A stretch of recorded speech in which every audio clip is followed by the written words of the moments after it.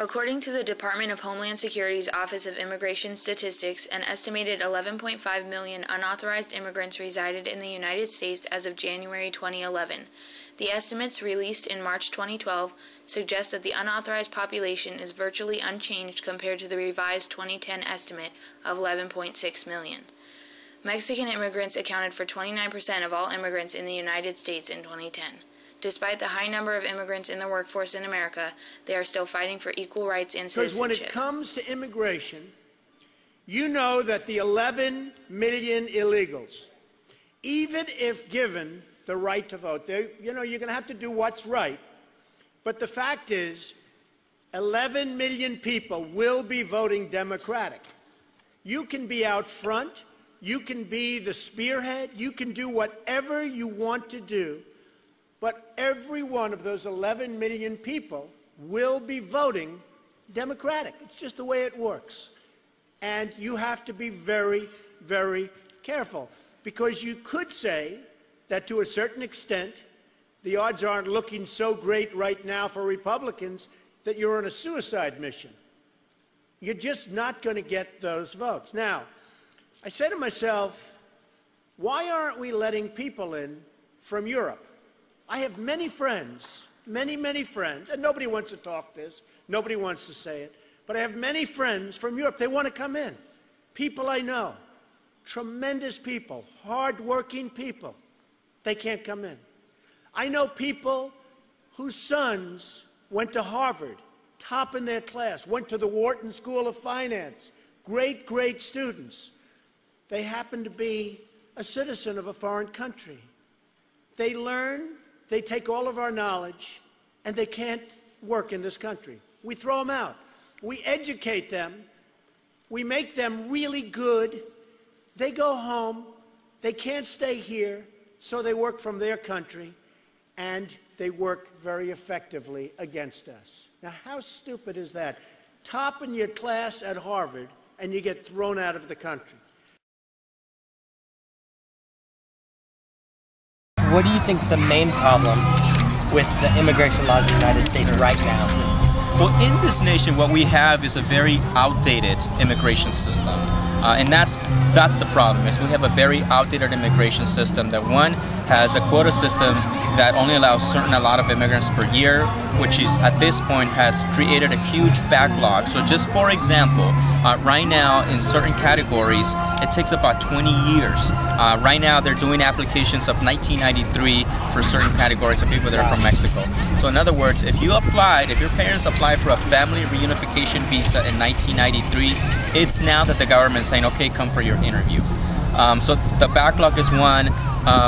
Two, obviously, is that we have made it so hard for immigrants to cross back and forth that many more have decided to stay in the country, even without status as well. So indeed, what we need is to really update our immigration system so that immigrant community members are able to live in the country, and for those that are aspiring to be citizens, have that opportunity as well.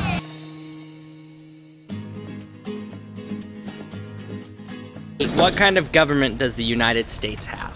Oh, it's let me think of the exact word. It's I have no clue. Alright, and what year was the Constitution written? 1789. Close, 1787. Who wrote the national anthem? Yes.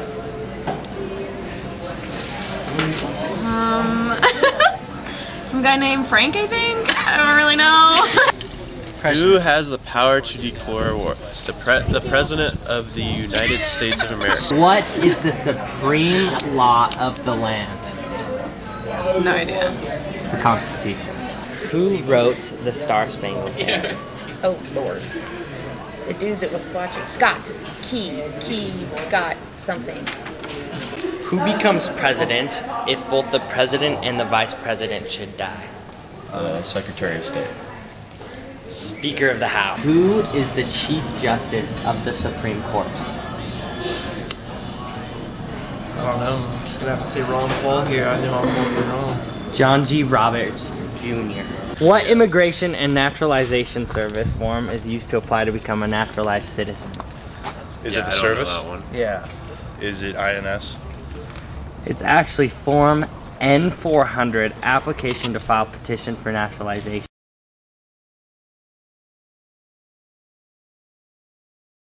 I think it's time that the immigration bill gets reformed.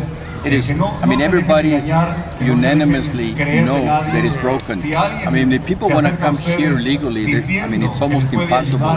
It separates families, you know, and this country is benefiting from the labor of the many immigrants that are here. I mean, take a look at, in the old days, it was just farm workers, not no more.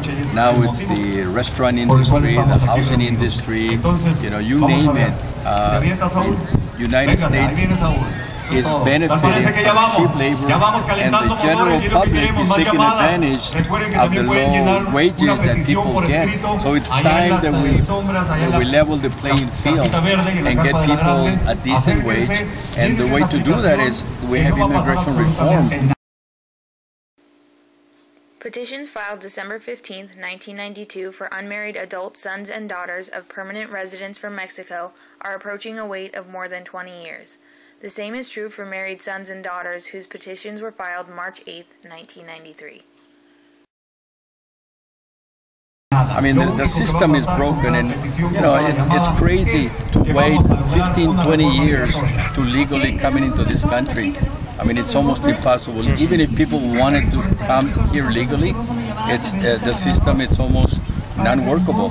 So what do people do? People have to make a living. I mean, as long as we have this inequality between the United States and Mexico, the drawing of cheap labor into this country is just going to continue. So what do you think America can do to change this so we aren't just benefiting off of the cheap labor from undocumented workers? What do we need to do to reform it so there is a way where you don't have to wait 15 to 20 years? Well, I think Americans in general need to be more educated in terms of what the issue is. I think many people rely on a few media, especially referring to Fox Media, you know, which has criminalized.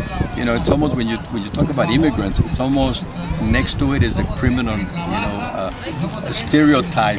And people need to understand that that's not the case. Yes, we have some bad apples, just like anybody else, but for the overall, these are hardworking families that are just trying to make a better living for themselves and provide for their families. And so they come into this country because they are attracted to the jobs that are available here. So, you know, I think people need to get educated and be on the right side. Immigrant crime sweep in Arizona.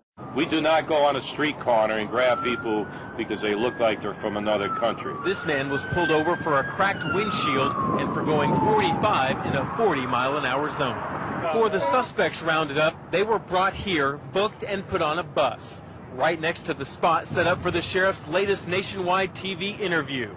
New immigration law or not, it's business as usual for Sheriff Joe.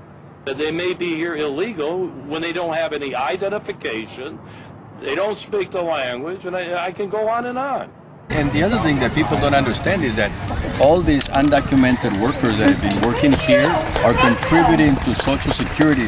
For those of us that are retired, I mean, that's what's keeping Social Security afloat. And so, you know, they're contributing a lot to the, I mean, we're talking about billions, not millions, billions. And everybody is benefiting from those taxes that those immigrants are never going to get for themselves. So, you know, you have to really look at the whole picture to understand the impact that immigrants have in this country. The DREAM Act is a piece of legislation aimed towards educational opportunities for undocumented students. Although this is a good step forward, it is not enough. Hey, we're here at the Keeping Families Together rally. It's a rally focused on immigration reform. Here I have Marco. He's currently going through the DREAM Act. He's a dreamer. And Marco, do you think the DREAM Act is enough, or is citizenship the main goal for reform? I think citizenship is the main goal. The DREAM Act isn't enough. You just have to, it basically just allows immigrants to work here and stay here. That's it. But what we really want to do was, well, most of us, we want to go to college, and it's hard for us to do that while maintaining a job. So I think we should it should change to help with financial help. Financial aid? Yeah, financial aid for college and citizenship. How do you think the United States could benefit as a whole from immigration reform? Definitely. Well, as a nation, our foundation was really our foundation is based on immigration. Our forefathers and founders essentially have created the nation that we have today. And with regards to immigration reform, adjusting the status of immigrants to get them status would actually increase the amount of GDP, the dollars into our economy. And obviously we go from having immigrants, about roughly 11 million immigrants in the shadow society, into the real society. So in other words, it's more tax dollars, it's more investments in businesses, and so again, it's bringing the 11 million community members out of the shadow and into the real economy that will be tremendously helpful for the country.